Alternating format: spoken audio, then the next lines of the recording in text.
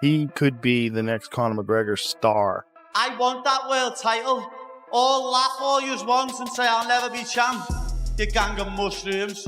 Like that kind of a star where the whole He world's has watching. that weird personality. Yes. Yeah, he has that. Well, he's very disarming because people, they see, I talked about this in the last pay-per-view. I said it's a very sneaky trick because guys like you look at you, the way you carry yourself, the way you, that's a fighter. Like, you look at that guy's a dangerous motherfucker. But when you see Paddy, he's dancing like this. His hair is flopping around like he's in the Beatles. Paddy Pimblett versus Justin Gaethje has officially become one of the most polarizing matchups the lightweight division has seen in years. And the MMA world is completely divided on how this fight will actually play out. On one side, you have Paddy Pimblett, the undefeated hype train, massive star power, sky-high confidence, and a fighter who truly believes he's about to shock the world. Paddy has been vocal about this being his moment, the fight where he proves he's not just a personality or a fan favorite, but a real contender who deserves to be mentioned alongside the elite. Expect the war, obviously.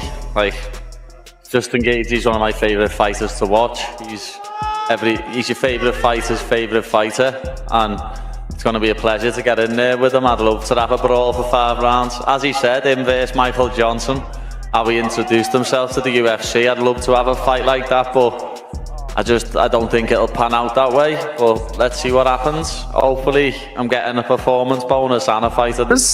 Have been swirling that Justin Gaethje is injured. A few videos have surfaced of him diving and cracking heads with someone which wobbled him bad. Do you have any inside information? Have you not heard of this? Okay, actually, I got to be honest.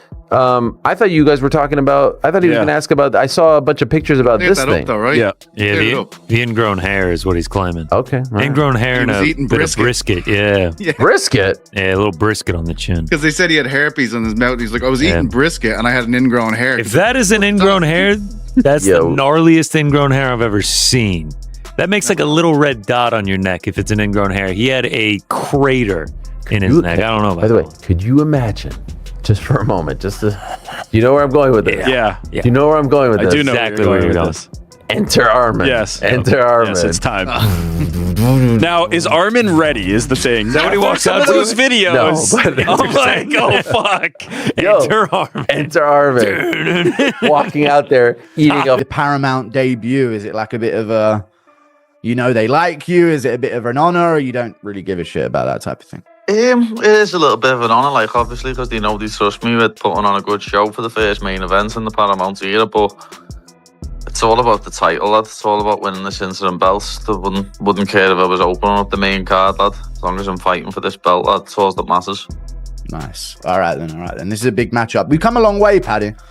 We've come a long way from Luigi Vendramini to Justin Gaethje. Is there any surrealness to it? Like you're actually fighting this guy that you probably, I would imagine, was watching before you even got into the UFC. This is fucking Justin, the highlight reel Gaethje over here. Like, lad, I can remember watching him fight Nick Newell, lad, the fellow with one arm, before he was even in the UFC. You know what I mean? I can remember my teammate, who's now my coach, Adam Vensey, telling me, you need to watch this Justin Gaethje, lad, he's unbelievable. And I watched him and was like, oh my God, he's sick. So when he had his debut against Michael Johnson, I can remember watching that live, just thinking, wow, this fella can bang. But, you know, that's the position that you get into in this sport, lad. You've got to end up fighting your heroes or you're in the wrong game. Yeah, you've been in this position before against Tony Ferguson. When you're in the cage, it's completely locked in. But is there a moment where you're thinking, like, fucking hell, this is Tony Ferguson, lad? Is there any You think that before it, like, but when you're in the cage, that's it. I'm just looking at him thinking, you're trying to stop my dreams. You're trying to take food out of my kid's mouth, so I'm going to iron you out. And on the other side, you've got Justin Gaethje, one of the most violent, battle-tested lightweights the sport has ever produced. A man who doesn't blink, doesn't back up, and doesn't care how ugly a fight gets. This is a guy who has gone to war with the very best and who thrives when chaos breaks out. Stylistically, that's where the real debate begins. A lot of analysts, including Michael Bisping, have pointed out that this matchup could become extremely dangerous for Paddy if it turns into a straight fight. Gaethje's leg kicks, pressure, and ability to drag opponents into uncomfortable exchanges could completely disrupt Paddy's rhythm if Justin starts chopping the legs early and forcing Paddy to fight while moving backward. This could get ugly fast. But that's not the whole story. Joe Rogan and several others have highlighted something people keep overlooking. Of course. Big fights coming up. how do you see yourself getting it done against Gaethje? Of course, he's had a lot of battles. There's a lot of fight tape to watch on him, to say the least. He's had a bunch of scraps.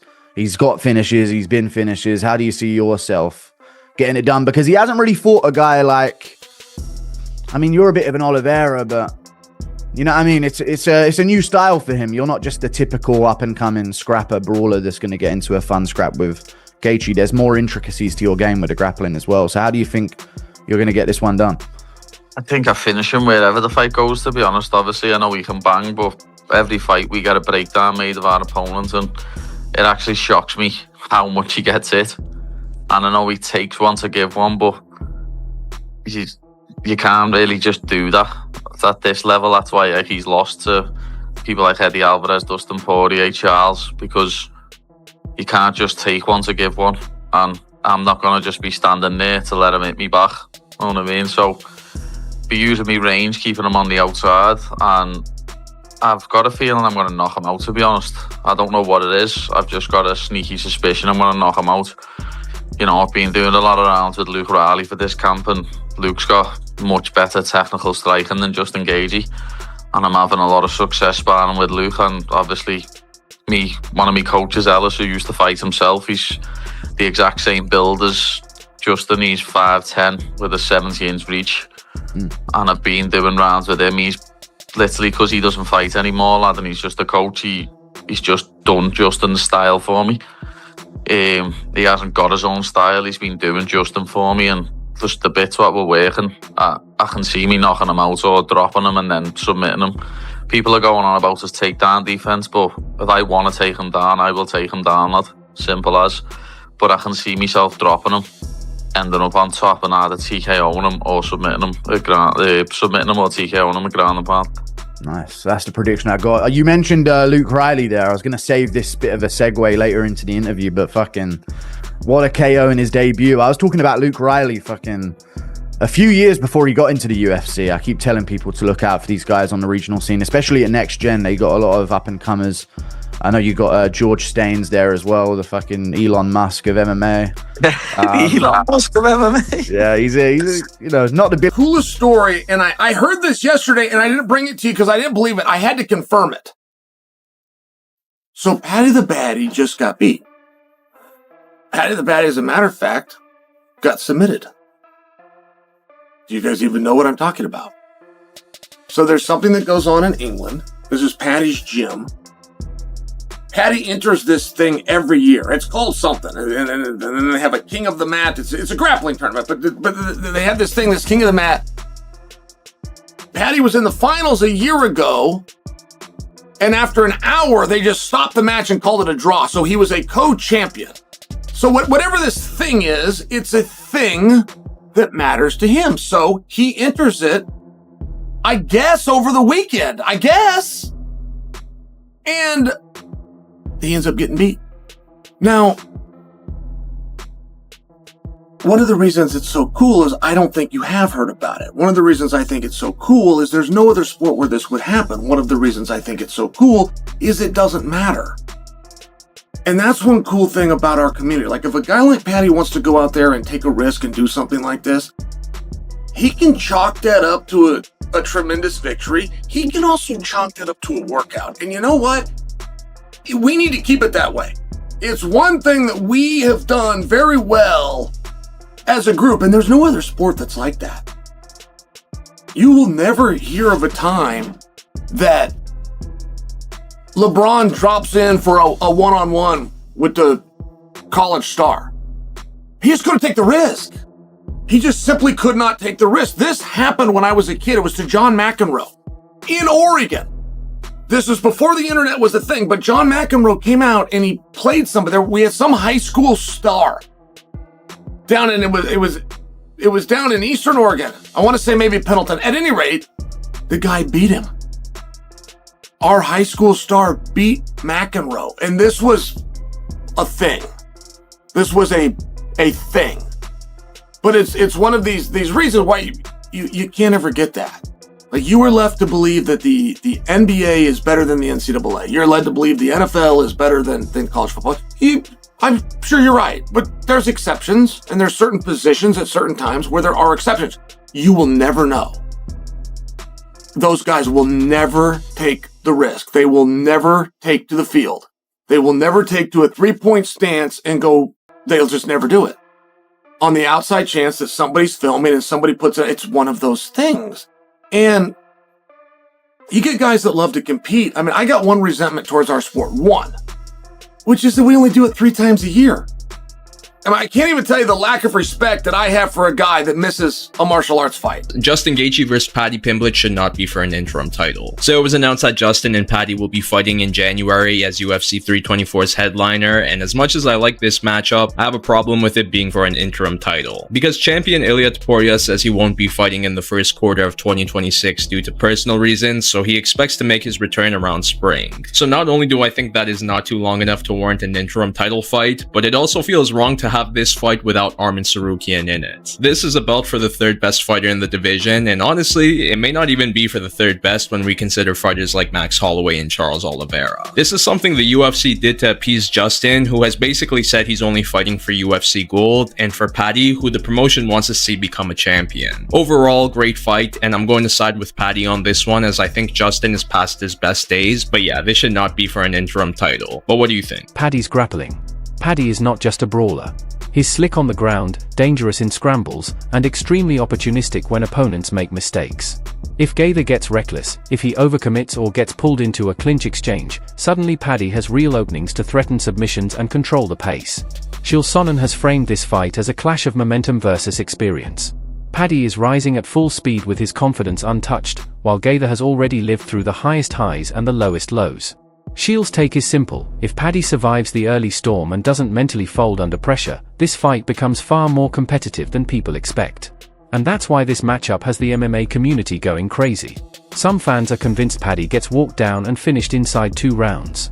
Others believe this is the night Gaethje finally runs into someone who can absorb the chaos. February 24th this month in Vegas. All this month, we're going to be breaking down Paddy Pimblett and Justin Gaethje. Some keys to win for Justin Gaethje. We all know Justin Gaethje. I know personally his calf kick is devastating and changes the tide of every single fight. So on a guy like Paddy Pimblett, this might even be the size difference. Paddy is going to be damn near 200 pounds the night of the fight. I don't think it's going to be this drastic. Will's probably about, what, 220? Sir. About 220. And right now I'm probably 200. So that's 20-pound difference. But I think the keys to Justin's victory, it's one of the main keys, is being able to use this calf kick effectively. So if me and Will are lined up here, the main thing I want Justin to be able to do is I want him to be able to jab and slap and put Paddy Pimblett, put his weight on this leg.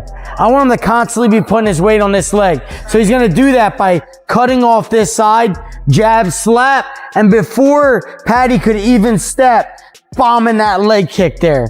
And if you look, Paddy was doing a great job doing the calf kick against Mike Chandler. He was doing a great job kicking, so he's probably going to return it. But I think in general, if Justin is able to keep bombing this leg kick, I think it's really going to shut Paddy down and be able to nullify a lot of his attacks. You might start seeing him limp. You might start seeing him switch stances. From there, Justin can use the speed of his hands and use his boxing. I think it's much better than Paddy's. I think he's faster, and I think he's cleaner on the inside. I think this calf kick's going to be one of the main. And flip the script on the ground, there is no middle ground. People either believe Paddy gets exposed, or he pulls off the biggest win of his career. What makes this fight even bigger is what it means afterward. If Paddy wins, he instantly launches himself into the elite conversation. Title eliminators, massive paydays, superstar trajectory confirmed. The division would have no choice but to take him seriously.